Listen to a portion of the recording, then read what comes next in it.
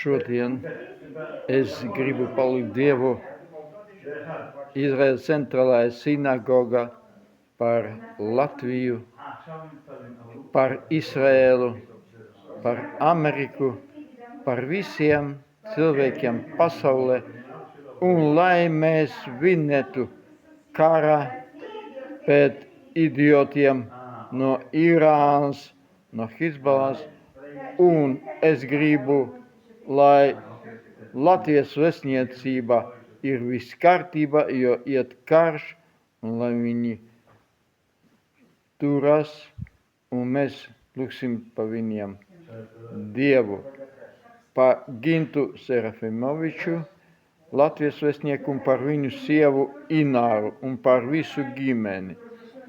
Turēsimies, un mēs uzvarēsim. Am Israel Chai!